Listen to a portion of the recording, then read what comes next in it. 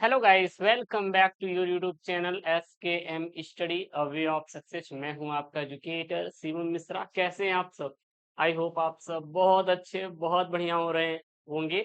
और मैं ये जो सीरीज शुरू किया था जीवन परिचय का, वो तो आपको मिलेगा ही डेली बेसिस, चिंता मत करिएगा। जहाँ पे मैं जो चीजें सेट कर दिया हूँ वहीं पे आपको चीजें मिलने वाली हैं। ठीक है। और मैं आपको धीरे धीरे शेड्यूल करने वाला हूँ, लाइव क्लास लेकर आऊंगा। टेंशन ना लीजिएगा यार। बट समय का थोड़ा सा इश्यूज हो जा रहा है, क्योंकि टेक्निकल लाइव क्लास लेना, उसके बाद आप लोगों को पढ़ाना, और उसके बाद खुद के लिए टाइम निकालना, तो थोड़ा सा टाइम का इशू चल रहा है। बट कोई ना, हम लोग पूरी तैयारी कर ही लेंगे। बाकी बोर्ड एग्जाम में तो आपको पूरा तैयारी करवाते ही हैं, है कि नहीं? तो ये एकदम तगड़ा वाला, एकदम पेपर आने वाला बोर्ड में हिंदी का रहा 2026 बोर्ड परीक्षा के लिए। आप लोग रट लीजिएगा, तैयार कर लीजिएगा सर। मैं पूरा सॉल्व करवाऊंगा। 100 नंबर का पेपर रहेगा। पास होने के लिए 33 नंबर चाहिए। और ये अपना क्या होता है सर? पेपर कोड होता है बेटा। क्या होता है सर? पेपर कोड होता है, जो कि भरना होता है। आपके यूपी बोर्ड में कुल 7 पेपर कोड बनते हैं सर। कितना बनते हैं? 7 पेपर कोड बनते हैं। जो आपको समय मिलने वाला है ना सर, 3 घंटे 15 मिनट का मिलेगा। और इसी 3 घंटे 15 मिनट के समय में आपको पूरा पूरा अपने प्रश्न पत्र को सर क्या करना रहेगा? सॉल्व करना रहेगा। कुछ यहाँ पे सर निर्देश दिए गए हैं। सर कैसा है निर्देश? पहला देखिएगा, प्रारंभ के 15 मिनट आपको प्रश्न पत्र को पढ़ने के लिए क्या निर्धारित है। और इस प्रश्न पत्र में 2 खंड है। दोनों खंडों के सभी प्रश्नों का उत्तर देना क्या रहेगा? आवश्यक रहेगा। एक चीज और, जितना हो सके अपने जीवन में मेहनत करिएगा, क्योंकि मेहनत से ही आप आगे बढ़ पाएंगे। ठीक है ना? जितना आप मेहनत करेंगे उतना ही जल्दी आप सफल होंगे।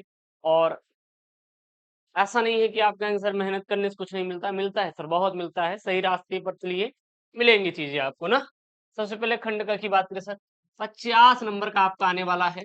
अच्छा, टेलीग्राम चैनल का लिंक डिस्क्रिप्शन बॉक्स में है। दो बैच ऑनगोइंग है, link in the description box. जाए गूगल प्ले स्टोर से S K M study app को डाउनलोड कर लीजिएगा।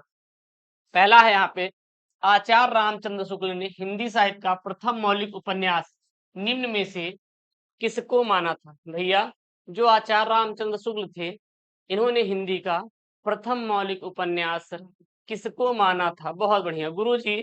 जो परीक्षा गुरु को आचार्य रामचंद्र शुक्ल ने हिंदी का प्रथम मौलिक उपन्यास माना था। किसको सर? परीक्षा गुरु को माना था। इतनी तो सर बात क्लियर हो गई।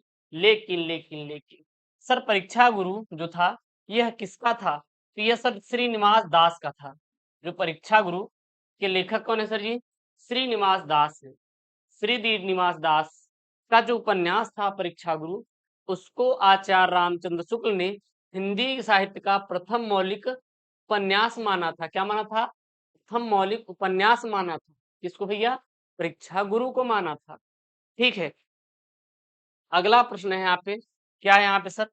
अगला यहाँ पे, नाटक नहीं है भैया। कौन सा इसमें से नाटक नहीं है? यानी कि 4 क्या है? नाटक है, एक नाटक नहीं है। तो राज मुकुट भी एक नाटक है, गरुड़ध्वज भी नाटक है, आन का मान भी नाटक है। बट अपना अपना भाग्य नाटक नहीं है। जब सर यह एक नाटक नहीं है, तो सर क्या है? यह एक क्या है सर? यह एक कहानी है। और इसके लेखक कौन है सर? जैनेन्द्र जी हैं। नाटक नहीं है तो अपना अपना भाग्य नाटक नहीं है, बल्कि यह क्या है सर? यह एक कहानी है। क्या है? यह एक कहानी है। अगला यहाँ पे प्रश्न है सर, ग वाला, ध्यान दीजिएगा। क्या है? स्वामी दयानंद सरस्वती की रचना है सर। कौन सी है? तो जो स्वामी दयानंद सरस्वती की रचना है वो है सत्यार्थ प्रकाश। जो सत्यार्थ प्रकाश है, यह स्वामी दयानंद सरस्वती की क्या है सर? रचनाओं में से एक है। अगला यहाँ पे, महंगे आंगन चहके द्वार की रचना का और रचनाकार कौन है? तो महके आंगन चहके द्वार के जो रचनाकार हैं वो है कन्हैया लाल मिश्र। बोले तो प्रभाकर। प्रभाकर का पूरा नाम कन्हैया लाल मिश्र भी कहा जाता है, ये बात आप याद रखिएगा। ठीक है ना? अगला यहाँ पे प्रश्न है, प्रोफेसर जी सुंदर रेड्डी द्वारा लिखित निबंध कौन सा है? तो वो है भाषा और आधुनिकता। सर, भाषा और आधुनिकता के लेखक सर कौन है? प्रोफेसर जी सुंदर रेड्डी है। कभी भी सर किसी को धोखा मत दीजिएगा। सर, धोखा से तात्पर्य क्या है? जैसे मान लीजिए फोन लिए हैं सर, आप सर फोन क्यों लिए हैं? सर पढ़ने के लिए लिए हैं ना। रोज नहीं ना, कच्चा बादाम देखना है सर। कच्चा बादाम के चक्कर में पड़ेंगे ना, तो सर पका पकाया आपका भविष्य जो है, यह भी कच्चे दलदली भून के समान हो जाएगा। और आप उसमें डूब जाएंगे। तो यानी कि अगर आपके माँ बाप आपको ये सब फोन दिए पढ़ने के लिए, तो मन लगा कर पढ़िएगा। बाकी हम डेली बेसिस पे आपको पढ़ाएंगे, पूरा पूरा पेपर से टेंशन ना लीजिएगा उसका ना। तो मतलब आप जितना हो सके सर मेहनत करिएगा। अगला है दूसरे का, भारतेंदु युग से सर संबंधित नहीं है। सर इसमें से कौन भारतेंदु युग से संबंधित नहीं है? यानी कि 3 भारतेंदु युग से संबंधित हो सकते हैं, एक नहीं है। यानी कि सर यहाँ पे भारतेंदु हरिश्चंद्र भारतेंदु युग से संबंधित हैं, बालकृष्ण भट्ट भी है ये कवि, प्रताप नारायण मिश्र भी हैं, बट महावीर प्रसाद द्विवेदी भारतेंदु युग से संबंधित नहीं है। अगला यहाँ पे प्रश्न है, राम शक्ति की पूजा, राम की शक्ति पूजा की रचनाकार कौन है? राम शक्ति की पूजा की रचनाकार कौन है सर जी? तो है सूर्यकांत त्रिपाठी निराला। कौन है सर? सूर्यकांत त्रिपाठी निराला। एक प्रश्न बनता है बहुत प्यारा प्रश्न, यामा किसकी रचना है सर? यामा जो है किसकी रचना है? बहुत बढ़िया सर, महादेवी वर्मा की। यामा किसकी रचना है सर? बहुत बढ़िया सर, महादेवी वर्मा जी की रचना है। कौन सी सर? यामा। अगला लीजिए प्रश्न बेटा, अगला क्या है यहाँ पे, धर्म के प्रति अनास्था तथा शोषक वर्ग के प्रति घृणा किस वाद की प्रमुख विशेषता है? ध्यान देना, धर्म के प्रति अनास्था और शोषक वर्ग के प्रति घृणा किस वाद की प्रमुख विशेषता है? हाँ, वाद ना हो के अगर यहाँ पे वाद कर देंगे तो ज्यादा बेटर रहेगा। किस वाद की प्रमुख विशेषता है? बहुत बढ़िया सर, यह प्रगतिवाद की विशेषता है। सर किसकी विशेषता है सर? यह प्रगतिवाद की क्या है सर? विशेषता है। किसकी विशेषता है सर? प्रगतिवाद की क्या है सर? विशेषता है। क्लियर है बेटा? अगला लीजिए प्रश्न, चिदंबरा के रचनाकार सर कौन है? सुमित्रानंदन पंत गुरुदेव। सुमित्रानंदन पंत सर किसके हैं? तो जो सुमित्रानंदन पंत जी हैं चिदंबरा के क्या है सर? रचनाकार है। अगला लीजिए प्रश्न भैया, अगला यहाँ पे, अभिनव मनुष्य काव्यांश के सर रचनाकार है। अभिनव मनुष्य काव्यांश के रचनाकार कौन है सर? रामधारी सिंह दिनकर। सर रामधारी सिंह दिनकर के किसके सर जी? यह अभिनव मनुष्य काव्यांश के सर रचनाकार है। किसके काव्यांश के रचनाकार हैं? हमारे भैया अभिनव मनुष्य काव्यांश उसकी रचनाकार है। उसके बाद आपके पेपर में आने वाला है सर 10 नंबर का सर गद्यांश आएगा, 5 सवाल रहेगा, हर एक सवाल के आपको सर 2 नंबर मिलने वाले हैं करेजा, और पूरा पूरा कितना हो जाएगा? 10 नंबर का। हाँ गुरुजी मजा आ जाएगा, बिल्कुल सर आने वाला है। सबसे पहले आपको क्या करना है? पूरा पूरा पढ़ लेना है, उसके बाद आंसर करना है। बाकी मैं जहाँ पे आपको टिप्स ट्रिक की प्रयोग करने की जरूरत रहेगा वो मैं सिखाऊंगा, चिंता मत करना। निंदा का उद्गम ही हीनता और कमजोरी से होता है। मनुष्य अपनी ही हीनता से दबता है। वह दूसरों की निंदा करके ऐसा अनुभव करता है कि वे सब निकृष्ट हैं और वह उनसे अच्छा है। उसके अहम को इससे तुष्टि होती है और बड़ी लकीर की कुल मिटाकर वह छोटी लकीर बड़ी लकीर बना बनती है। जो जो कर्म क्षीण होता जाता है त्यों त्यों निंदा की प्रवृत्ति बढ़ती जाती है और कठिन कर्म ही ईश्वादेश और उससे उत्पन्न निंदा को क्या करता है सर? मारता है। सबसे पहला यहाँ पे प्रश्न है, सबसे यहाँ पे प्रश्न पहला के क्या है यहाँ पे, कि उपयुक्त गद्यांश का पाठ और लेखक का नाम उल्लेख कीजिए। मतलब कि उपयुक्त गद्यांश के पाठ और लेखक का नाम लिखना है। देखना यार, देखना सर, हमें कुल मिला के यहाँ पे संदर्भ लिखना है। कैसे लिखेंगे, कैसे पहचानेंगे किस चैप्टर से लिया गया है? अरे भैया जब सीधा आपको यहाँ पे निंदा शब्द दिखाई दे रहा है, यहाँ पर भी निंदा शब्द दिखाई दे रहा है, हाँ यहाँ पर भी निंदा शब्द दिखाई दे रहा है, तो सर ये कहाँ से लिया गया है? कहाँ से लिया गया? पाठ का नाम सर निंदा रस से लिया गया है। निंदा रस चैप्टर से लिया गया है। सर लेखक कौन है? जब आप के मुंह आप किसी से अपनी निंदा सुनते हैं तो आप क्या हो जाते हैं? परेशान हो जाते हैं। अरे सर वो हमारी क्या कर रहा है? बुराई कर रहा है, निंदा कर रहा है, तो आपको परेशान नहीं होना है। यानी कि हम जब किसी के मुंह से अपनी निंदा सुनते हैं तो परेशान हो जाते हैं, यानी कि हरि शंकर परसाई। तो परेशान होकर किसका नाम लेते हैं सर? हरि का नाम लेते हैं, शंकर जी का नाम लेते हैं कि हे हरि, हे शंकर भगवान कहाँ है? वो हमार माँ बुराई कर दबाओ के ढई पूछ, ऐसे बोलते हैं आप लोग। यानी कि हम कह सकते हैं कि निंदा रस मतलब हरि शंकर परसाई, यानी निंदा जब कोई हमारा मनुष्य निंदा करता है तो हम लोग परेशान होके हरि और शंकर जी का नाम लेते हैं, भगवान का नाम लेते हैं, ये भगवान आप ही देखिए हम नहीं देखेंगे। तो वो जो चीजें हैं यहाँ पे इम्प्लीमेंट कर दीजिए। मतलब निंदा रस के लेखक कौन है? हरि शंकर परसाई, हरि शंकर परसाई। क्लियर है? बहुत बढ़िया सर, ये सब छोटे छोटे सर टिप्स हैं, हम आपको ऐसे खोज खोज खिलाएंगे, परेशान मत होना सर, परेशान मत होना। तो उपयुक्त गद्यांश निंदा रस पाठ से लिया गया है। इसके लेखक सर कौन है? हरिशंकर परसाई जी हैं। अगला यहाँ पे सर रेखांकित अंश की व्याख्या कीजिए। सर कुछ नहीं करना, बहुत प्यारा सा आंसर करना है। सर आप क्या करिएगा, आप इसी को सेम टू सेम छापिएगा, एग्जामिनर चाचा आपको 1 नंबर देगा, 1 नंबर देगा। आप थोड़ा सा बढ़ा चढ़ा के लिख दीजिएगा 2 नंबर। जैसे मान लीजिए पिंकी की रिंकी की हो गई लड़ाई, यह एक काल्पनिक घटना है। पिंकी ने दही दबोचा रिंकी को और आप जाके घर में लगा दिए कि गुरुजी जो पिंकी है रिंकी का बाल पकड़ के लहलाते हैं घूंचा, समझा ना? तो मतलब आप बातों को बढ़ा चढ़ा के बोलते हैं, वही क्या है रेखांकित अंश की व्याख्या हो जाएगा। यह एक काल्पनिक घटना, ये नहीं FIR कर दो गुरुजी के ऊपर कह रहे थे। तो बड़ी लकीर को कुछ मिटाकर छोटी लकीर बड़ी बनती है, और ऐसा कार्य कर्महीन व्यक्ति ही करता है। निखटू आदमी हीन भावनाओं से ग्रसित हो जाता है, तब वह निंदा करना ही अपना परम कर्तव्य समझने लगता है। धीरे धीरे उसकी आदत बढ़ती जाती है निंदा करने की। अगला प्रश्न यहाँ पे, लेखक के अनुसार उत्पन्न निंदा को कैसे मारा जा सकता है? भैया लेखक के अनुसार उत्पन्न निंदा को कैसे मारा जा सकता है? तो देखिए, कठिन कर्म ही इस स्वादेश और उससे उत्पन्न निंदा को मारता है। यानी कि हम जब कठिन काम करेंगे तो उससे उत्पन्न जो निंदा है सर खत्म हो जाएंगी।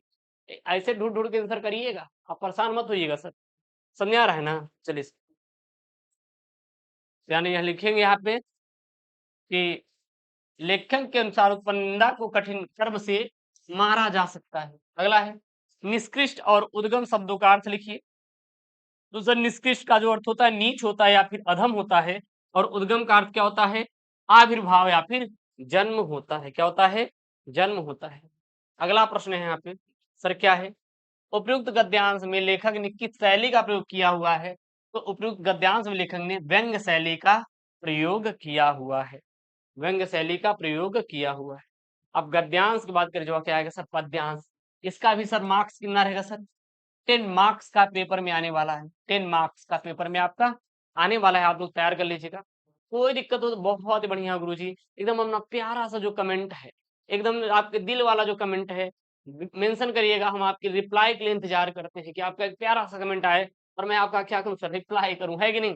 है सर, है क्या यहाँ पे? मुझे फूल मत मारो, मैं अबला बाला वियोगिनी, होकर मधु के मीत मदन, पट तुम कटु गरल नगारो, मुझे विकलता तुम्हें विफलता, हारो श्रम परिहारो, नहीं भोगनी यह मैं कोई, जो तुम जाल पसारो। अगला क्या है, बल हो तो सिंदूर बिंदु यह हर नेत्र निहारो, रूप दर्प कंदर्प तुम्हें तो मेरे पति पर वारो, लो यह मेरी चरण धूल उस रति के सिर पर धारो। हैं? सबसे पहला यहाँ पे प्रश्न है सर, सर प्रश्नमा क्या ध्यान दीजिएगा, उपयुक्त पद्यांश का संदर्भ लिखिए। सर पद्यांश का हमें क्या लिखना है सर? संदर्भ लिखना है। यानी कि सर पाठ का नाम या पाठ का शीर्षक, शीर्षक को क्या कहते हैं? नाम कहते हैं, और लेखक का नाम लिखने देगा। तो क्या लिखेंगे? पाठ का शीर्षक सर ये है कैकेयी का अनुताप है, हाँ? गीत यानी कैकेयी का अनुताप, और इसके रचनाकार जो हैं मैथिली शरण गुप्त जी हैं। दूसरा रेखांकित अंश की व्याख्या। सर रेखांकित अंश की व्याख्या मतलब इसी का हिंदी लिखना है, बल हो तो सिंदूर बिंदु यह हर नेत्र निहारो, रूप दर्प कंदर्प तुम्हें तो मेरे पति परवारो, लो यह मेरी चरण धूल उस रति के सिर पर झारो। यानी कि यहाँ पे कहना चाहते हैं कि यदि तुम्हें शक्ति हो तो यह शिव के नेत्र के समान सभी बाधाओं को भस्म कर देने वाली मेरे सिंदूर बिंदु को देखो। फिर उर्मिला कहती है कि कामदेव, यदि तुम्हें अपने रूप सौंदर्य पर घमंड हो तो तुम अपने रूप सौंदर्य को मेरे पति पर न्यौछावर कर दो, क्योंकि यह तुम उनके चरणों के धूल के समान हो। यदि तुम्हें अपनी पत्नी के रूप सौंदर्य पर घमंड हो तो यह लो मेरे चरणों की धूल, जिसे तुम अपने पत्नी के सिर पर लगा दो। और उर्मिला कहती है कि तुम मुझे विचलित करने में कभी सफल नहीं हो सकते। सबसे अगला यहाँ पे थर्ड वाला प्रश्न सर क्या है, ध्यान दीजिएगा। प्रस्तुत पद्यांश में उर्मिला ने अपने सिंदूर बिंदु को किसके समान बताया है? तो प्रस्तुत पद्यांश में उर्मिला ने अपने सिंदूर बिंदु को शिव के नेत्र समान बताया। किसके? शिव के नेत्र के समान बताया। यहाँ पे देखिएगा, ये यहाँ पे बल हो तो सिंदूर बिंदु यह हर नेत्र निहारो, यानी कुल मिला के यहाँ पे जो सिंदूर बिंदु है वह किसके समान बताया गया है? यह भगवान शिव के नेत्र के समान बताया गया है। अगला है होकर मधु के मीत मदन, पंक्ति में कौन सा अलंकार है? बहुत बढ़िया सर, अनुप्रास अलंकार है। मैं अबला बाल वियोगनी, कुछ तो दया विचारों में कौन सा रस है? बहुत बढ़िया सर, वियोग श्रृंगार है सर। वियोग मतलब जब जब जब प्रेमी और प्रेमिका का क्या होता है सर? विरह होता है, मतलब कि अलगाव होता है, तो वहां पे वियोग श्रृंगार रस उत्पन्न होता है। अगला यहाँ पे सर क्या है? 5 का कर, निम्नलिखित में से किसी एक लेखक का साहित्यिक परिचय देते हुए उनकी प्रमुख रचनाओं का उल्लेख कीजिए। अधिकतम 80 शब्दों में बेटा आपको क्या देना है? आंसर देना है। ठीक, भैया 3 लोग हैं, कन्हैयालाल मिश्र प्रभाकर जी हैं, हरिशंकर परसाई हैं, एपीजे अब्दुल कलाम है। हम यहाँ पे जिसका आंसर कराएंगे हरिशंकर परसाई जी का लेंगे। किसका लेंगे सर? ये हरिशंकर परसाई जी का लेंगे। दिक्कत नहीं लेना सर, पूरा पढ़ा देंगे तरफ से, हर एक क्वेश्चन बोर्ड में आएगा। लिखे, हरिशंकर परसाई का जन्म मध्य प्रदेश के होशंगाबाद जिला 5 के अंतर्गत जमानी नामक स्थान पर सन 1922 ईस्वी में हुआ था। आरंभ से लेकर ना, आरंभ से लेकर स्नातक तक यहाँ पे रहेगा। आरंभ से लेकर स्नातक तक इनकी शिक्षा मध्य प्रदेश में हुई और नागपुर विश्वविद्यालय में इन्होंने हिंदी में एमए की परीक्षा इन्होंने पास किया। और परसाई जी ने कुछ वर्षों तक अध्यापन का कार्य किया। अध्यापन कार्य के साथ इन्होंने साहित्य सृजन आरंभ किया और साहित्य सृजन में बाधक जानकर नौकरी को तिलांजलि देकर, मतलब कि क्या किए भैया, हम छोड़ रहे हैं, तिलांजलि मतलब छोड़ देना, देकर ये स्वतंत्रता पूर्वक साहित्य सृजन के कार्य में जुड़ गए। जबलपुर से वसुधा नामक साहित्य मासिक पत्रिका का संपादन और प्रकाशन आरंभ किया, परंतु आर्थिक घाटे के कारण उन्हें पत्र का प्रकाशन बंद कर देना पड़ा। इनकी रचनाएं साहित्यिक हिंदुस्तान, धर्मयुग आदि पत्रिकाओं में नियमित रूप से प्रकाशित होती रहती थी। और परसाई जी ने व्यंग्य प्रधान ललित निबंधों की रचना की है। आगे, ऐसा सशक्त रचनाकार सन 1995 में हमेशा के लिए क्या हो गया सर? विदा हो गया, मतलब इनकी क्या हो गई सर? मृत्यु हो गई। इनकी प्रमुख रचनाएं जैसे कहानी संग्रह हंसते हैं रोते हैं, जैसे उनके दिन फिरे, उपन्यास रानी नागफनी, कहानी तट की खोज जो बोर्ड में आपके बोर्ड बार बार आता है, निबंध भूत के पांव पीछे, बेईमान की परत, तब की बात और थी, पगडंडियों का जमाना, सदाचार की ताबीज, शिकायत मुझे भी थी, और अंत में इनका साहित्यिक योगदान में क्या लिखेंगे तो लिख दीजिएगा 4-5 लाइन। हरिशंकर परसाई जी को अपने छात्र जीवन से साहित्य से विशेष लगाव रहा, अतः अध्ययन समाप्ति के साथ ही इनका साहित्यिक जीवन आरंभ हो जाता है। इन्होंने उपन्यास, कहानी तथा निबंध लिखकर हिंदी की सेवा की और भूत के पांव पीछे, सदाचार की ताबीज तथा निठल्ले की डायरी जैसे निबंधों और रानी नागफनी की कहानी तथा तट की खोज आदि उपन्यासों में इनकी यह प्रवृत्तियां स्पष्ट देखी जा सकती हैं। क्लियर है? यहाँ तक किसी को डाउट है क्या? एक बार कमेंट बॉक्स में बताइएगा। अगला यहाँ पे सर आपका कवि का लेखन देगा। किसका देगा सर? कवि का। निम्नलिखित में से किसी एक कवि का साहित्यिक परिचय देते हुए उनकी प्रमुख कृतियों का क्या करे सर? उल्लेख कीजिए। अधिकतम 80 शब्दों में क्या करना है सर? आंसर करना है। हरिशंकर परसाई, सुमित्रानंद पंत, सच्चिदानंद हीरानंद वात्स्यायन बोले तो सर अज्ञे जी हैं। चलिए सर जी, यहाँ सुमित्रानंद पंत का लिखेंगे। क्या लिखेंगे सर जी? कोमल और सुकुमार भावनाओं के कवि सुमित्रानंदन पंत का जन्म उत्तराखंड के अल्मोड़ा जिला अंतर्गत कौसानी ग्राम में 1900 ईस्वी में हुआ था। जन्म से ही कुछ घंटों के बाद इनकी मां का निधन हो गया और इनके पिता का गंगादत्त पंत नाम था और प्रारंभिक शिक्षा पूर्ण कर इन्होंने 1919 में प्रयाग के न्योर सेंट्रल कॉलेज में अध्ययन के लिए प्रवेश किया और किंतु गांधी जी के असहयोग आंदोलन से प्रभावित होकर विद्यालय इन्होंने छोड़ दिया।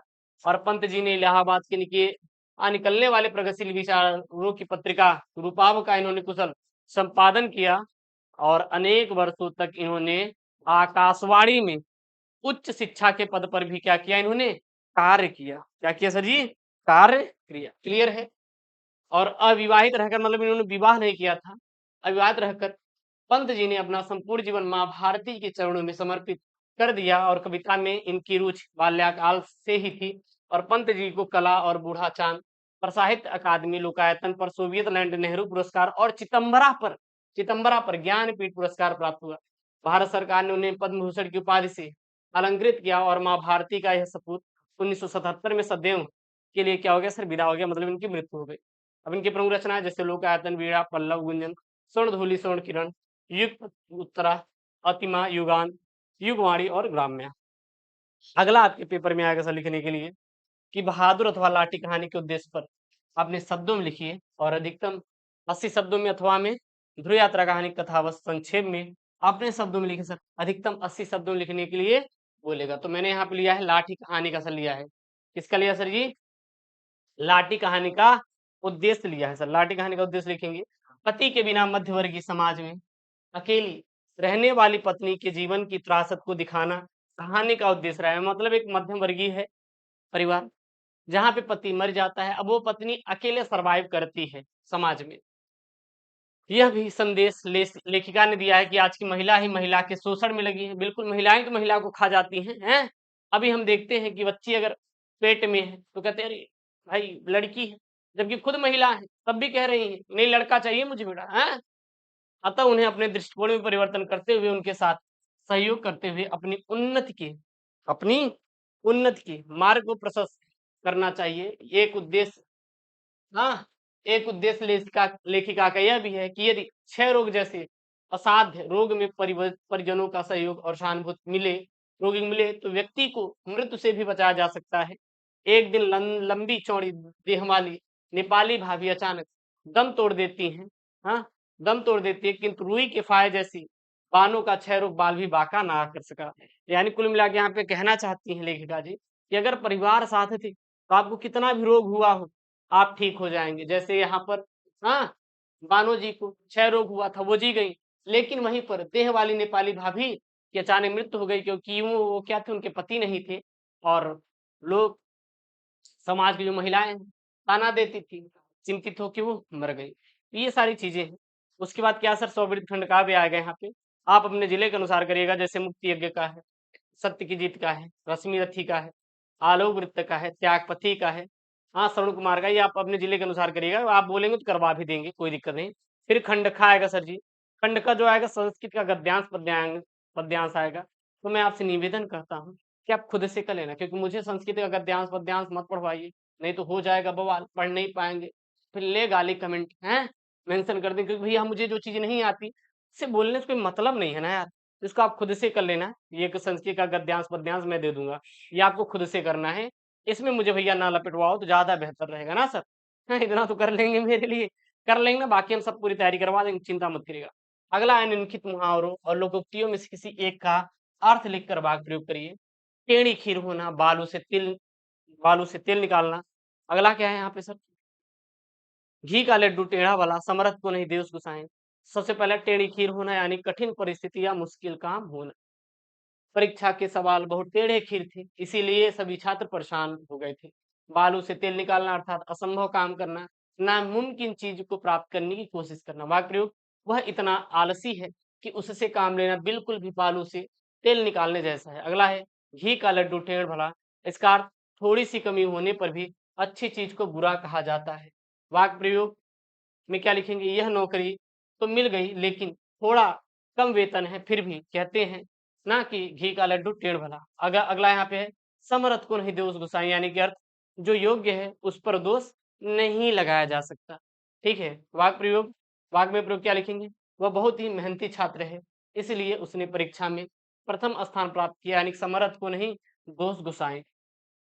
अगला है यहाँ पे सर जी अपठित गद्यांश। सर जो ये अपठित गद्यांश आएगा ना, सेम टू सेम आपके गद्यांश पद्यांश जैसे आएगा, जैसे मैंने करवाया था, और कुछ भी नहीं है। अगर ना कर पाए तो मेंशन करिएगा कमेंट बॉक्स में, ये करवा दूंगा। इसका मैं खुला चैलेंज करता हूँ, बिना पढ़े आपको 5 नंबर दिलवाए गए इसी में। हाँ, गद्यांश पद्यांश यार इसका लेकर बिल्कुल टेंशन ही ना लो, ये सब बिना पढ़े बच्चे देख के आते हैं सर, ठीक ना। अगर ना हो रहा हो तो कमेंट करिएगा, मैं तो हूँ ना आपके साथ। अगला है निम्नलिखित शब्दों में से सही अर्थ का चयन करके लिखिए। अघ और अग, अघ का मतलब अचल होता है, अघ मतलब पाप होता है। पयोद और पयोधी, पयोद मतलब बादल, पयोधी मतलब क्या होता है, समुद्र होता है। निम्नलिखित शब्दों के किसी एक शब्द के दो अर्थ लिखिए। तो कर्ण मतलब कान, कर्ण, हाँ कान, और यहाँ पे कर्ण मतलब सूर्य पुत्र भी लिख सकते हैं। कान और क्या हो जाएगा सर, सूर्य पुत्र हो जाएगा सर, सूर्य पुत्र हो जाएगा। अगला यहाँ पे सारंग, वीणा और भगवान विष्णु। श्रुति मतलब वेद और क्या होता है, ध्वनि होती है। और सर आवाज भी लिख सकते हैं, आवाज भी ले सकते हैं। अगला यहाँ पे सर ये निम्नलिखित वाक्यांशों के लिए एक शब्द चयन करके लिए। किसी बात को गूढ़ रहस्य जानने वाले को मर्मज्ञ कहते हैं, और जिन्हें समझाना कठिन हो, जिसे समझना कठिन हो, दुर्बोध कहलाता है। फिर निम्नलिखित दो वाक्य को शुद्ध करके लिखिए। डॉक्टर प्रत्यूष राज वनस्पति विज्ञान के प्राध्यापक हैं। सब लोग अपना काम करो। अब 10 रुपए में क्या आता है, मेरे को कुछ न पूछो। तो सबसे पहला है डॉक्टर प्रत्यूष राज वनस्पति विज्ञान के प्राध्यापक है, बिल्कुल ये पहले से ही शुद्ध है। अगला है सब लोग अपना अपना काम करें। तो यहाँ पे अपना के बाद अपना शब्द जोड़ने का वाक्य अधिक स्पष्ट हो जाता है, तो यहाँ पे लिख देंगे सब, हाँ, सब लोग अपना अपना काम करें। वहां पे अपना अपना था तो मैंने अपना था, यहाँ पे हम अपना जोड़ दिए। अगला है अब 10 रुपए में क्या आता है, वहां पे था अब 10 रुपए में क्या आता है, और यहाँ पे क्या था, देखिए अब 10 रुपए में क्या आता है, अब 10 रुपया में क्या आता है। हमने यहाँ पे रुपया या आ की मात्रा हटा के ए की मात्रा लिख दिया, तो यानी कि यहाँ पे लिख देंगे अब 10 रुपए में क्या आता है, यानी कि रुपया एक पुल्लिंग है, हाँ, इसीलिए इसके बाद रुपए का प्रयोग होगा। ठीक। अगला यहाँ पे मुझे से कुछ मत पूछो, यानी कि यहाँ पे वहां पे ऊपर था मेरे से कुछ मत पूछो, वहां पर मेरे हटाकर हमने यहाँ पे मुझसे कुछ मत पूछो लिख दिया है। अगला यहाँ पे क्या है आपका 12 का जो क है यहाँ पे कि वियोग, यानी कि वियोग को कहते हैं विप्रलब्ध श्रृंगार रस तथा करुण रस का अस्थायी भाव के साथ साथ उदाहरण और परिभाषा लिखिए। मतलब आप चाहे वियोग श्रृंगार रस को करिए या फिर करुण रस को करिए, तो यहाँ पे श्रृंगार रस को करते हैं। भैया श्रृंगार रस होता क्या है, श्रृंगार रस का स्थायी भाव रति मतलब प्रेम होता है, लव होता है भैया, लवेरिया वाला। यह रस प्रेम और आकर्षक को अभिव्यक्त करता है, और यह दो प्रकार का होता है। ये भैया लवेरिया कितने प्रकार का होता है, दो प्रकार का, ध्यान दीजिएगा। पहला सर संयोग श्रृंगार, मतलब प्रेमियों के मिलन के सुखद अनुभव को क्या दर्शाता है सर जी, हमारा संयोग श्रृंगार मतलब जब दो लवर मिलते हैं आपस में तो सुखद अनुभव होता है कि नहीं, आप लोग खुद बताइएगा कमेंट करके, हमें नहीं पता। हालांकि है सर वियोग, जब घर वाले आपके जान जाते हैं, लहलाते हैं, घुचा पिटाई होती है, तो प्रेमियों के अंदर क्या होता है, जब सर जुदाई हो जाती है, भैया आप नहीं बात करेंगे, आज से चैटिंग बंद, ब्लॉक कर देंगे, तो जो सर यहाँ पे अलगाव होता है प्रेमियों के बीच है, धोखा दे दी, धोखा दे दिए तो क्या हो गया सर, वो वियोग श्रृंगार में बदल गया। उदाहरण के लिए शीतल मंद समीर बहिराही, हाँ बहिरही, कुंज लताओं में कुसुम खिल रहे, प्रिय का आलिंगन पा मधुर, हर दिशा में रस बरस रहे। हाँ नोट कर लीजिएगा। अगला है श्लेष अलंकार अथवा संदेह अलंकार का लक्षण और उदाहरण लिखिए। सर श्लेष अलंकार क्या होता है, तो श्लेष अलंकार में एक ही शब्द के दो या दो से अधिक अर्थों का प्रयोग एक साथ किया जाता है, और शब्द के दोनों अर्थों का वाक्य में उपयुक्त अर्थ निकलता है, उसे हम लोग क्या कहते हैं, श्लेष अलंकार कहते हैं। जैसे रहीमन पानी राखी बिन पानी सब सून, सुवरन को ढूंढत फिरत कभी अभिचारी चोर। अगला क्या है दोहा छंद अथवा कुंडलियां छंद का लक्षण सहित उदाहरण लिखिए। यहाँ पे मैंने दोहा छंद लिया है, उदाहरण आप नोट कर लीजिएगा अपने से। यह अर्धसमात्रिक छंद होता है जिसमें 4 चरण होते हैं। पहले और तीसरे चरण में, हाँ पहले और तीसरे चरण में 13 मात्राएं, दूसरे और चौथे चरण में 11 मात्राएं होती है, और इनमें क्या होते हैं, तुक सामान्य होते हैं। ठीक, बस इतना ही करिएगा, बाकी इसको यार छोड़ दीजिएगा, इतना ज्यादा एकदम हाँ भौकाल नहीं करने की जरूरत है, ना लिखने की जरूरत है छापने की। हाँ, अगला आपका पत्र लेखन आएगा सर, क्या है यहाँ पे, परीक्षा के समय बिजली कटौती न करने के लिए अपने जिलाधिकारी को एक पत्र प्रार्थना पत्र लिखे, अथवा पेपर में भारतीय स्टेट बैंक के शाखा प्रबंधक को उच्च शिक्षा ग्रहण करने के लिए ऋण प्राप्त करने है तो एक आवेदन पत्र लिखे। चलिए हम लोग यहाँ पे आवेदन ऋण शिक्षा ऋण के लिए पत्र लिखते हैं। सेवा में भारतीय स्टेट बैंक शाखा प्रबंधक वाराणसी, विषय जरूर डालेंगे शिक्षा ऋण के लिए। महोदय सेवा में सभी निवेदन है क्या, निवेदन है कि मैं, नाम नहीं लिखना है, बस आपके बैंक का एक ग्राहक हूँ, मैं आपसे विनम्र निवेदन करता हूँ कि मुझे उच्च शिक्षा ग्रहण के लिए शिक्षा ऋण प्रदान किया जाए। मैं अपनी योग्यता, अपना डिग्री उग्री जो मन में आएगा सब छापिएगा बीच में, हमसे लेना देना नहीं है, जो मन में आए छापिएगा, फिर लास्ट लिख दीजिए मैं आपका आभारी रहूंगा, धन्यवाद, फिर बहुत ही अब सर नगर, और यहाँ पे डेट डालिएगा। उसके बाद आपका क्या आएगा सर, निबंध लेखन, ठीक है ना, निबंध लेखन। सर निबंध क्या क्या है यहाँ पे ध्यान देना, अंतरिक्ष में भारत के बढ़ते कदम, प्रजातंत्र में विपक्ष की भूमिका, भारत के आर्थिक विकास के गैर परंपरागत ऊर्जा का योगदान, और हमारी सामाजिक प्रमुख समस्याओं और उसका समाधान।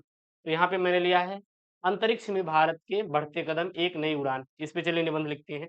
तो सबसे पहले लिखेंगे सर प्रस्तावना, क्या लिखेंगे सर जी, प्रस्तावना लिखना उतना इम्पोर्टेंट है जितना आप डाल रहे हैं क्या सर जी, नमक सर, किसमें सर जी, पनीर में बना के। तो भारत प्राचीन काल से ही ज्ञान और विज्ञान का केंद्र रहा, आधुनिक युग में भी भारत ने अंतरिक्ष विज्ञान के क्षेत्र में उल्लेखनीय प्रगति की है।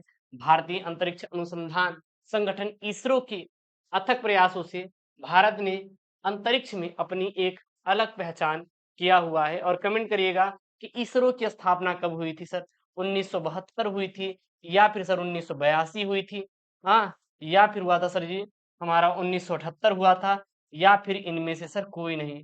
हाँ, इनमें से कोई नहीं, चलेगा। अगला यहाँ पे है, अंतरिक्ष में भारत के बढ़ते कदमों में निम्नलिखित बिंदुओं के माध्यम से समझा जा सकता है कि जो भारत है अंतरिक्ष में किस प्रकार से बढ़ रहा है आगे। सबसे पहले उपग्रहों का प्रक्षेपण करके, हाँ, चंद्र मिशन को लॉन्च करके, मंगल मिशन को लॉन्च करके, यानी कि उपग्रह प्रक्षेपण, यानी भारत ने कई सफल उपग्रह प्रक्षेपण किए हैं और इन उपग्रहों का उपयोग संचार, मौसम पूर्वानुमान, दूर संवेदन आदि के लिए किया जाता है। चंद्र मिशन, चंद्रयान मिशन भारत की एक महत्वपूर्ण उपलब्धि है और इस मिशन के माध्यम से भारत चंद्रमा के बारे बारे में महत्वपूर्ण जानकारी प्राप्त करने में सफल रहा।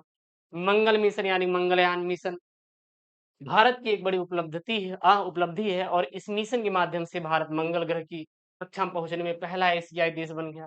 अंतरिक्ष मिशन यान लाकर, यानी कि भारत ने गगनयान मिशन का शुरुआत किया जिसके तहत भारत के अपने अंतरिक्ष यात्री अंतरिक्ष में भेजे जाएंगे। और अगला है अंतरिक्ष अनुसंधान, यानी कि भारत अंतरिक्ष अनुसंधान के क्षेत्र में लगातार नए नए प्रयोग कर रहा है, जैसे कि सूर्य का अध्ययन करने के लिए आदित्य 11 मिशन भी उन्होंने क्या किया, लॉन्च किया। और अंतरिक्ष में बढ़ते कदम के महत्व क्या क्या, जैसे आर्थिक विकास होगा अपने भारत का, वैज्ञानिक का विकास होगा, राष्ट्रीय गौरव मतलब कि दूसरे देश में भारत का गुणवान होगा, हाँ, अंतर्राष्ट्रीय सहयोग मिलेगा जब विकास करेंगे। आने वाली चुनौतियां और संभावनाएं क्या क्या है, जैसे कि अंतरिक्ष में कचरा बढ़ता चला जाएगा, हाँ, अंतरिक्ष में प्रतिस्पर्धा, अंतरिक्ष में निजी निवेश, हाँ, फिर लास्ट में लिख देंगे निष्कर्ष, बस दैट्स ऑल मैटर। तो आप लिखेंगे अंतरिक्ष में भारत के बढ़ते कदम देश के लिए एक गौरव का क्षण है और आने वाले समय में भारत को इस क्षेत्र में और अधिक प्रगति करनी होगी और हमें आशा है कि भारत अंतरिक्ष विज्ञान के क्षेत्र में विश्व गुरु बनेगा। हैं भैया, विश्व गुरु ऐसे बनेगा क्या? आप लोग कच्चा बादाम कर रहे हैं भैया। पढ़ाई करिए, मन लगा के पढ़ाई करिए, जितना हम पढ़ाई करेंगे, जितना मेहनत करेंगे सर उतना आगे बढ़ेंगे। तो ये रहा सर अपना हिंदी का पेपर और इसी प्रकार सर जितने भी आपके पेपर सेट हैं हम सभी करवाएंगे आने वाले बोर्ड में, आपके सभी सब्जेक्ट कराएंगे, आप चाहे आर्ट्स से या साइंस से। चैनल को सब्सक्राइब करेगा, वीडियो को लाइक करेगा। मिलते हैं नेक्स्ट वीडियो में। ओके दोस्तों, थैंक यू, जय हिंद, टेक केयर, बाय बाय।